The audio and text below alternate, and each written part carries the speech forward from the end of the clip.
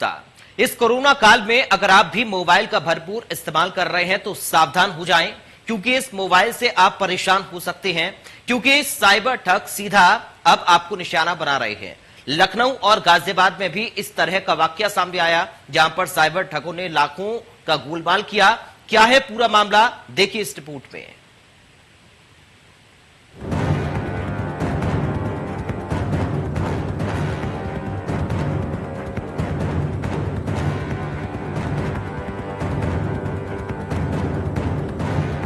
Cyber virus से सावधान, corona काल में साइबर जंजाल, राजधानी में घूम रहे साइबर ठग, लखनऊ के अमीरों सावधान रहना।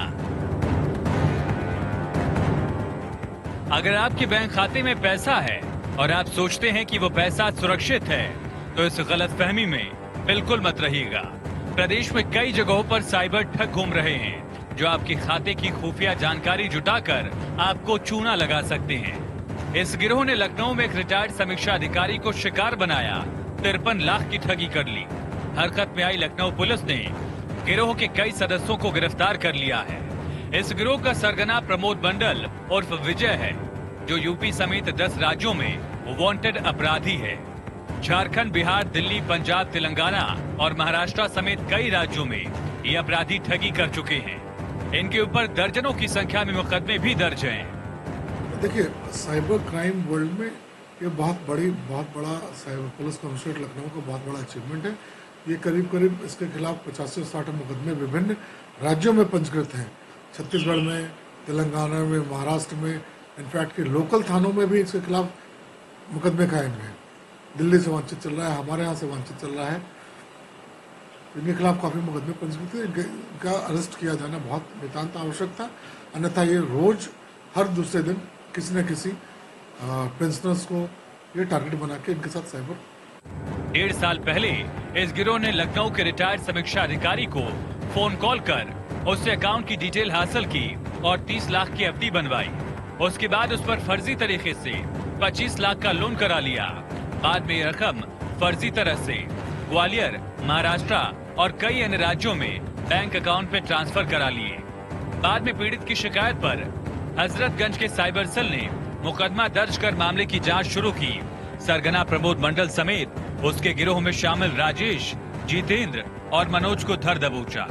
जामताड़ा जाकर हम लोगों ने, इनफैक्ट मैं भी गया था उसमें, उनमें 2 अन्य और सह-अभियुक्तों की गिरफ्तारी हुई। अब इस पूरे प्रकरण का जो मास्टरमाइंड था वो तभी बच रहा था। इस मास्टरमाइंड प्रमोद और विजय मंडल, साथ में इसके साथी राजेश, करण, मनोज की भी, जितेंद्र की भी गिरफ्तारी इनके साथ की गई। पुलिस ने इस गिरोह को उस वक्त गिरफ्तार किया जब गिरोह का सरगना प्रमोद सोमवार को अपने साथियों के साथ लखनऊ जेल में बंद अपने पिता और चाचा से मिलने पहुंचा। ये गिरोह इतना शातिर है कि रोजाना किसी न किसी को अपना शिकार बनाता था। पुलिस के मुताबिक इस गिरोह के सदस्य करोड़ों की ठगी कर चुके हैं। गिरोह में शामिल 11 लोग पहले ही गिरफ्तार कर जेल भेजे जा चुके हैं। अब लखनऊ पुलिस के हत्थे गिरोह का सरगना भी चढ़ गया है। अभी पिछले 1.5 साल पहले एक सचिवालय के रिटायर्ड समीक्षा अधिकारी के साथ साइबर फ्रॉड हुआ था, जिसमें उनसे फ़ोन कॉल करके OTP लेकर इंटरनेट बैंकिंग का एक्सेस कंट्रोल इन लोगों ने अपने हाथ में लेकर और करीब 30 लाख रुपए की एफडी कराकर उस पर 95% यानी 25 लाख रुपए और लोन कराकर टोटल 55 लाख रुपए फिक्स कराकर उसमें से 53 लाख रुपए इन्होंने इंटरनेट बैंकिंग के जरिए अपने विभिन्न बैंकों में ट्रांसफर कर दिए थे। वहीं गिरफ्तार ठगों से पूछताछ जारी है। साइबर सेल की टीम अभी पता लगाने में जुटी है कि ये ठग कैसे लोगों को अपना शिकार बनाते थे। सचिवालय कर्मी से हुई 53 लाख की ठगी के मामले में लखनऊ की क्राइम ब्रांच सेल और हजरतगंज पुलिस ने गिरोह के सरगना समेत 5 लोगों को गिरफ्तार किया है। प्रमोद मंडल जो गिरोह का सरगना बताया जा रहा है। आपको बता दें इस पूरे मामले में पूर्व में जामताड़ा से 11 और जालसाजों की गिरफ्तारी की गई थी और साफ तौर में जो पकड़े गए 5 लोग हैं उनका काम है वो आपस में बटा हुआ था और काम के हिसाब से जो ठगी की रकम थी वो वसूल की जाती थी और इस गिरोह के सदस्य सबका काम अलग अलग होता था। कोई स्टिंग की व्यवस्था करता था, कोई खातों की व्यवस्था करता था और किस तरीके से जो पुलिस अगर पकड़ने आती तो उसकी भी जानकारी का जो जिम्मा होता वो किसी के पास होता था। सभी गिरोह का सदस्य वो आपस में मिलकर काम करते थे और ठगी की जो रकम वसूल कर आती थी उनको आपस में बंटवारा करते थे। हालांकि साइबर क्राइम सेल ने एक बड़ी कामयाबी हासिल की है और उम्मीद की जा रही है इस गिरोह की जो तार है और लोगों से जुड़े होंगे तो उनकी भी जल्द गिरफ्तारी होगी। वहीं गाजियाबाद में फोटोशॉप से फर्जी पहचान पत्र बनाकर उसमें सिम एक्टिवेट करके लोगों से ठगी करने वाले गैंग के सरगना को साइबर सेल ने गिरफ्तार किया है। आरोपी ने अब तक फर्जी आईडी से करीब 4500 सिम एक्टिवेट करवाए, जिसने पुलिस को ऐसी ऐसी बातें बताई सुनकर पुलिस भी हैरान है। आरोपी का नाम ब्रिजेश सैनी है। पुलिस पूछताछ में आरोपी ने बताया कि उसने अब तक अपने साथियों के साथ मिलकर 4000 से ज्यादा सिम एक्टिवेट कराए। ये सभी सिम फर्जी आईडी से एक्टिवेट कराए गए थे। आरोपी ने पुलिस पूछताछ में कबूला कि इन सिम को एक्टिवेट कर ठगी के लिए किया जाता था। बताया जा रहा है कि फर्जी आईडी पर एक्टिवेट सिम से लोगों को फोन किया जाता, लोगों को फोन कर झांसे में लेकर किसी तरह से उनका ओटीपी या बैंक डिटेल हासिल कर ली जाती थी। इसके बाद ठगी करके सिम को बंद कर दिया जाता। पुलिस को ये भी पता चला कि आरोपी द्वारा फर्जी आईडी पर एक्टिवेट किए गए सिम बेचे भी गए।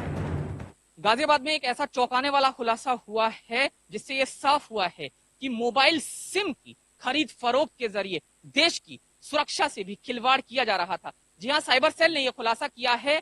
ब्रिजेश सैनी नाम के एक शख्स को गिरफ्तार किया गया है। हैरत की बात यह है कि उसने फर्जी आईडी बनाई, फोटोशॉप के जरिए बनाई और उससे करीब 4500 सिम कार्ड इशू करवा लिए। उन सिम कार्ड से न सिर्फ ठगी की गई बल्कि साथ ही साथ उन सिम को बेचा भी गया। और जानकारी के मुताबिक ये जो सिम खरीदने वाले लोग थे इनमें ज्यादातर क्रिमिनल थे और इन एक्टिवेटेड सिम के माध्यम से कई लोगों से क्रिमिनल एक्टिविटी अंजाम। आरोपी से 21 सिम और 2 मोबाइल फोन बरामद हुए। पुलिस इन मोबाइल फोन की डिटेल खंगालने में लगी हुई है। इससे पता चल पाएगा कि इस गैंग में और कितने लोग शामिल हैं। यही नहीं, मोबाइल से डिटेल भी मिलने के आसार हैं कि अब तक कितने लोगों के साथ फर्जी आईडी पर एक्टिवेट सिम से ठगी की गई है। तो जाहिर है साइबर सेल और गाजियाबाद पुलिस उससे आगे की जानकारी जुटा रही है। ये जो ब्रिजेश सैनी पकड़ा गया है, ये शख्स जो है वो गौतम बुद्ध नगर इलाके का रहने वाला बताया जा रहा है और पुलिस को लंबे समय से शिकायत भी उसके बारे में मिल रही थी, लेकिन आखिरकार साइबर सेल ने उसकी गिरफ्तारी सुनिश्चित की। अब पूछताछ में यह साफ होगा कि जो 4500 सिम कार्ड्स हैं वो कैसे एक्टिवेट करा लिए गए फर्जी आईडी पर, क्योंकि इसमें एक बात और है, देश की एक नामी टेलीकॉम कंपनी का नाम भी इस मामले में सामने आया क्योंकि ये उसी कंपनी का एजेंट है। ऐसे में पुलिस का ये कहना है कि इससे जुड़े दूसरे लोगों से भी पूछताछ की जा सकती है। आरोपियों का पकड़ा जाना लोगों के लिए राहत भरी खबर है, क्योंकि जिन लोगों की फर्जी आईडी पर आरोपी ने सिम एक्टिवेट कराकर ठगी की थी, शायद कई बार उन लोगों को भी मुश्किल का सामना करना पड़ा होगा। इसलिए अब जरूरत है सावधान रहने की, ताकि कोई साइबर ठग आपको अपना शिकार न बना ले।